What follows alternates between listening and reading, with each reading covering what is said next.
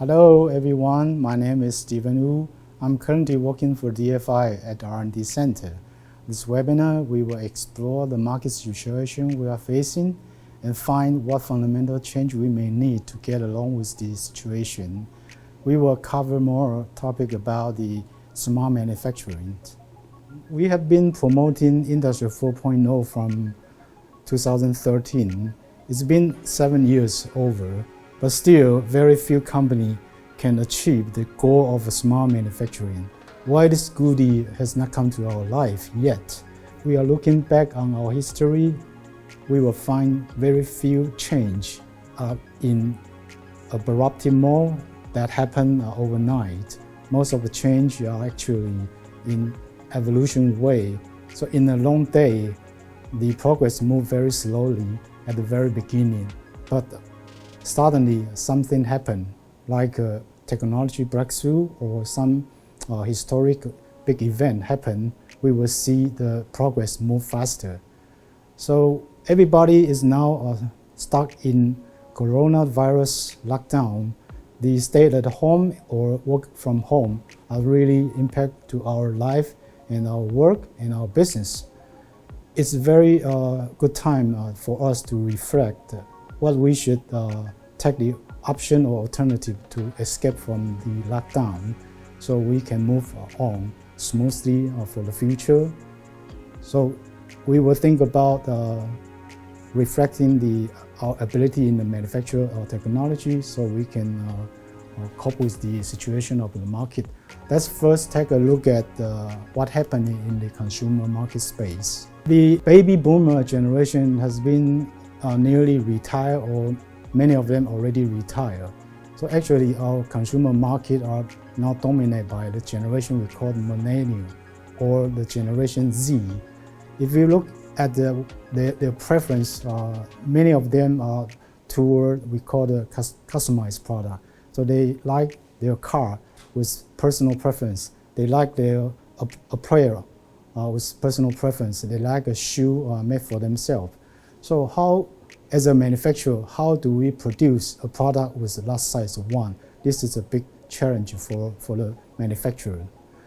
Let's take a look at next market trend is in the young generation, young generation for the millennium or the generation Z. They are not affordable to own many luxurious products. So in these two generations, they tend to change the behavior. They are more open to share resources. So we will see there are more and more business model will transfer from ownership to the usage business model, which stands for people consuming no longer take a ownership transfer. They are more or less take the usage and take the benefit, so they can pay less. So they are open to share with the resources. But this challenge to a manufacturer is you are not in the model, you sell the product and finish the relationship with your customer and wait for next cycle. With the usage business model, you have to stay connected with your customer. You have to take care of every product you produce and understand how they perform in the market and what's the service you will need. So you need a fundamental change in your capability. So that is far beyond in the old manufacturer's role. So to prepare yourself, your company, your manufacturer facility to cope with this market situation or market future trend, we definitely need to rethink about how we manage our operation, how we produce the product. The right side graph gives us understand the legacy way. We normally produce the product from the top layer is we call the planning layer. So you plan the market demand, you collect the market demand, and you plan how to collect the material, how to produce the product in batch with a fixed plan. There's a very few flexibility you can change this. So think about the consumer behavior we are talking about. If the case customer decided to buy a unique product, how do you produce the product with this way? It's impossible to move on with this legacy production way. So we have to think about an alternative. You have to firstly consider how to turn everything in digital. So there's a term called cyber physical system, which is a transformation to make your physical assets with the data. So you can understand how your physical assets, and you can control the physical assets with a computer way, with a control way. So with this as a foundation, so you can do everything change with just a few clicks through a centralized control board, dashboard, something like that. So this is a very important foundation. Without this foundation, it's impossible you can cope with the consumer trend. So beyond the way you manage the production facility, we have to think about most of the manufacturers, they don't have the budget to change every equipment facility overnight. Most of the time, they can only remodel their current expensive asset. Rather than they can replace everything all at once. So in the consideration of you remodel your old assets, there's a problem is normally many mix of different blend different manufacturer, so they work in different way. So if you want to transform your factory become a digital way, you have to consider how to make this machine coming from different vendor with different communication method, with different speed to work together. That is a big challenge. I would call it the inter-networking complex. So the first step, you have to interpret this different language, like you have a good translator to translate different language when you interact with people. It's a similar way, you definitely need this. Secondly, you need to get rid of a different speed in the network. Some control, some machine response in millisecond level, some others may be in microsecond level. So you have to get rid of this, and your planning of the new remodel facility have to get rid of this complex. So if luckily we can achieve all of the planned transformation, we can really start to operate the manufacturer in we call the data-driven operation. Under this concept, we can think about the machine running at the facility itself. We have digital information moving on and monitor through the control center. So we can immediately capture whatever you want to know for the moment. So we will call it the descriptive status. So when we know this descriptive status, we will know how the production line perform. Is it meet the requirement, meet the expectation or not? And next level, we can also do diagnostic. We can understand if there are something happen not meet our expectation, we can do a further analysis of what's happening, and we can find insight through the data analytics. So the next level is we can even do further. We can predict what can happen next week. So in the case next week, we will foresee some upside for the demand or downside for the demand. We can immediately to tune in our production line with the predictive analytics.